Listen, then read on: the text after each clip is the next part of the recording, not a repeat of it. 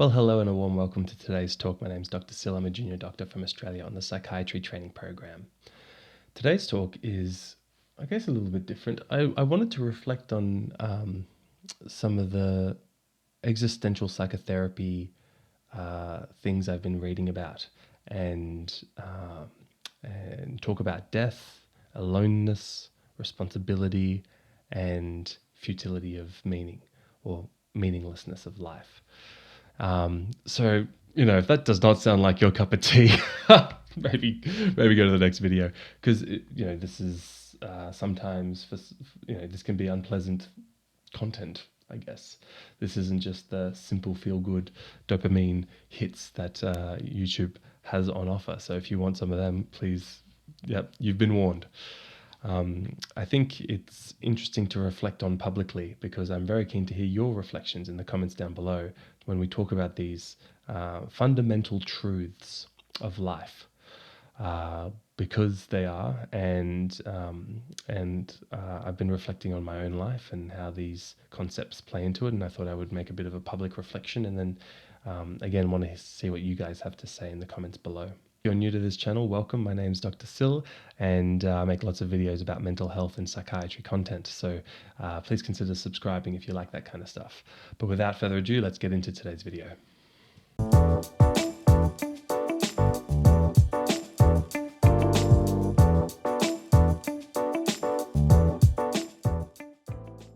So I've been spending a lot of time listening to a psychotherapist called Irvin Yalom. I go through different phases with different psychotherapists as I'm going through my different rotations, and at the moment I'm doing a rotation in personality disorders, depression, anxiety. That makes the bulk of the population that I see in my hospital ward.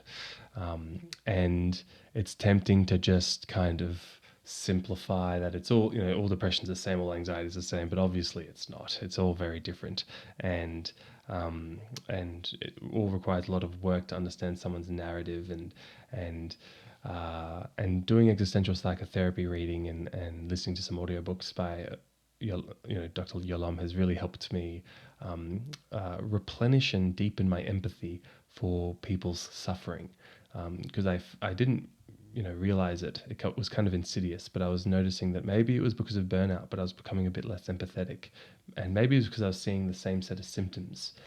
You see similar presentations to hospital, and you trivialize or you generalize what must have happened, but really everyone's personal story through life is unique, and so deserves full attention and focus. So I'm really glad that I've got into listening to existential psychotherapy stuff when I did, and through listening to a lot of the cases that Dr. Yalom talks about, there does kind of come up with there's kind of like 4 fundamental truths of life, and they're not the pleasant stuff. This isn't what you would tell a 4-year-old, but there is kind of no way around it. The first is that ultimately you and everyone you love will die. And coming to terms with that, not just intellectually but emotionally, is an important part of life. The second common theme in existential psychotherapy is that ultimately we are alone in our experience of life, and we die alone. We can hold the hands of those we love, and we can communicate as much as possible, but no one will fundamentally completely understand your internal experience. The third point I want to talk about is the theme that we are responsible and free to design our life, and that if you take in that responsibility, you can really create a meaningful, good life. But the fourth point is that ultimately there is no inherent meaning to life. It is essentially meaningless. But that doesn't mean you can't generate meaning. So these all sounded like really negative things. I'm an optimist, so maybe I'll reflect on my experience with these things and put a positive spin on what can be a confronting negative theme. So number one, that death is inevitable for us and our loved ones. Look, I think I've actually had a lot of exposure to death for a 29-year-old. I worked in Nepal and in Tanzania and in trauma surgery and in aged care. And I don't know how many people I've seen die. It's a lot. And I don't know how many resuscitations I've been involved with, but probably about 20 to 30. I've done CPR a lot of times. I've been involved in thoracotomies where people's chests get open and they have to do cardiac massage. I've cannulated people while they're getting CPR. I've done the CPR. I've done airway maneuvers while I'm trying to resuscitate dying people. I've seen a lot of death. But it's interesting when you are seeing it in a professional sense. It is very different because you're in a performative state. You are doing a job. And there's been times at work where people have died, and my job was to hold their hand. And I've held the hand at 2 a.m. in the morning of a guy with pulmonary fibrosis who was alone and was under-medicated really, and he suffered, and it was a horrible death. And we couldn't get the medications to him in time, and all I could do was hold his hand and make him not feel alone. But now I reflect on it, actually, he really looked alone. He didn't stare at me. He just looked into the distance as he was essentially suffocating in his own lungs. Pulmonary fibrosis is a horrible illness where essentially the parenchyma, or the functional tissue of the lung, stops functioning, so it feels like you're drowning in air, essentially. So lots of stuff is floating back into my mind's eye at the moment, but I don't think I have kind of come to terms with the fact that death is inevitable. I do get some intense existential angst when I really confront emotionally what it must be like to die alone, or to have close ones die. So I guess that's a goal of mine, in my 30s and 40s, to come to terms with it. I think a lot of my behaviors in probably trying to fix other people's health and optimize other people's mental health comes from a place of me displacing my own death anxiety, trying to keep everyone else alive as long as possible. And there is a phenomenon where if you try and optimize things too much, you can make them worse. And that's very true in mental health, where, if someone is functioning at 80% of what you think they can do, really working on getting the last 20%, you can cause a lot of damage by destabilizing what got them to 80%, and then they just get worse. And so good enough is good enough, and that's an important rule that I live by in life. Good enough is good enough. And if at the end of my life I can just say to myself that I lived a good enough life, then I tell myself now at least that that'll be enough. I don't know. I haven't had anyone very close to me die. No one in my direct family or friends or partners, or I don't have any kids, but I haven't had to grieve that kind of a loss.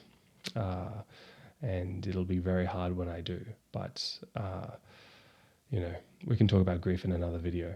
But yeah, that's my reflections on death. I don't think I've come to terms with it. I'm keen to hear what you guys say to these kind of 4 issues in existential psychotherapy. And if you have come to terms with your mortality and your death, what helped? There's an interesting quote which said, "It is only the ripe fruit that is ready to die."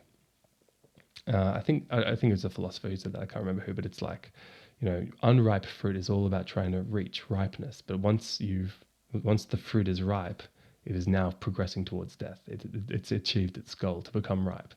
And so there is a sense that you see when I'm doing interviews with elderly people and I'm exploring death anxiety. Some of them do just kind of come to terms with their death as their bodies start to fail. That'll be really confronting for me. I mean, I really value physical health. I think it's so important.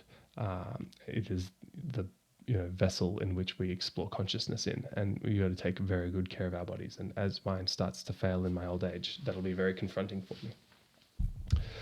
But I will be sharing my experience and looking for advice from you guys. So please put your reflections down below. I think the next point is that life is ultimately alone. And this is one I'm coming much more closer to terms with, because I think I've had this fantasy that if I can just be 100% honest and open and transparent and, just to a fault, even just kind of saying everything that comes into my mind to all my friends, that we can deepen our relationships, and the more open I am, the better the relationship. And essentially all that is me trying to not feel alone in my experience in life. I think it's coming from a place of a lack of acceptance that essentially no one can really understand my internal experience perfectly, and that is true, right? But that's where psychotherapy is really good, because the psychotherapist is really the person you can be most open with. But even they won't really understand your subjective conscious experience, because words are imperfect. And you might not have the vocabulary to describe what's going on. That's a very common issue, is people not having the words to describe what they're feeling. That's called alexithymia, especially in young men like me. But I try, I don't think I'm too alexithymic. I think I'm pretty good at describing my feelings. But I've kind of, I found that when I was too open with people, it could affect the relationship. Actually, it could be too confronting, or it could be upsetting, or maybe I said something offensive, and I've just kind of realized that you don't need to be 100% open with people. That's okay. You can just be appropriate. It's weird that I'm only learning that at 29, by the way, but hey, I'm experimenting. So, I think essentially we have to develop that sense of acceptance around loneliness. And I think there's a very common belief that I definitely had, that there will ultimately be a rescuer in our death and in our aloneness. And I had it, every time I have a major injury, I immediately go for, like, can someone out there help me? Is mum going to help me? Is God going to help me? I'm not even religious, but I remember as a kid that I fell over and I hit my elbow, and I split my elbow open, and there was blood, and I started praying to God. And so I imagine that as I approach death, I'll also be looking out for someone to save me, and be my companion through the suffering that I endure. And I guess that's what the role of, partners and friends is, but ultimately it is just you in your boat. But that doesn't mean that it's not nice to see other boats' lights bobbing by on the water. So, it's important that we have our relationships, that we can share our experience as much as possible, but it's also important that we recognize that we are, in charge of our own life. Well, we are essentially going to be alone in our boat. The third really important theme in existential psychotherapy and in Irvin Yalom's work is, the assumption of responsibility. And this is the first most important part of all therapy. I mean, you cannot make progress with someone if everything is not their fault. And observe it in yourself. I try and observe it in myself. Is, what am I attributing to other people that I can be responsible for? Even this YouTube channel. I mean, I will attribute external reasons for not making videos, even though it's completely not sound reasoning when you really unpack it. And we are amazingly, we are responsible for an amazing amount of our life. Obviously, we can't control everything, but we can control a lot, and it's probably a lot more than you think we can. And it's a big part of my work, especially with people with personality vulnerabilities, is because they have had hard lives and the cards are stacked against them.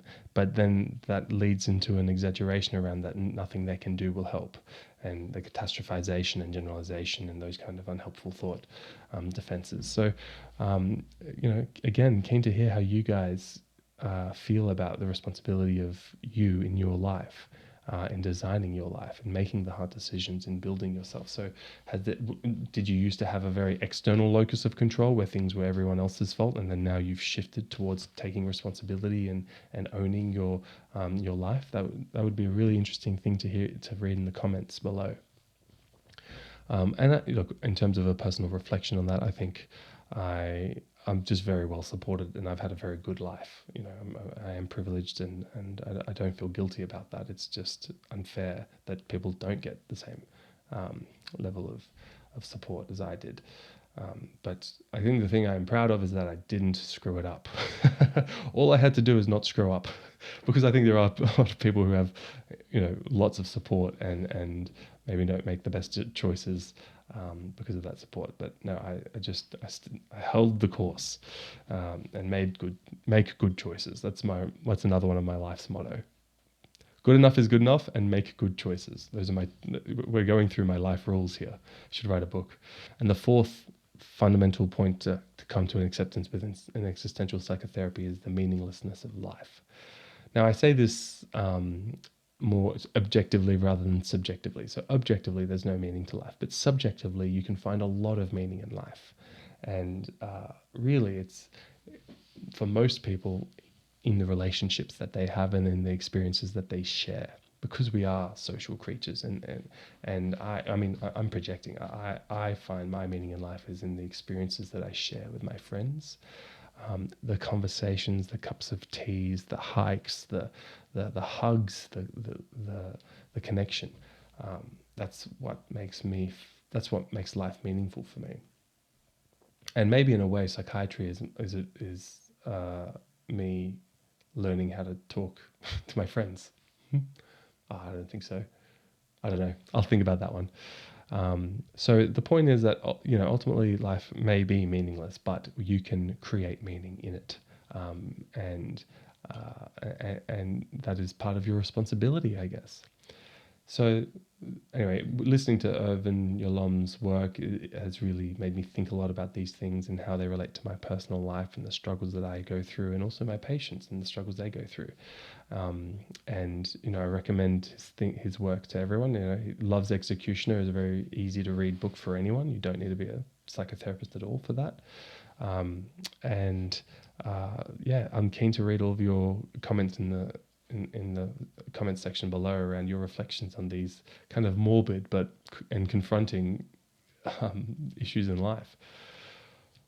But yeah, that's it for this video, and I wish you all just a beautiful day. I have now finished my cup of tea, and I'll be off to making my next video. Okay, see you in the next one, guys. Bye.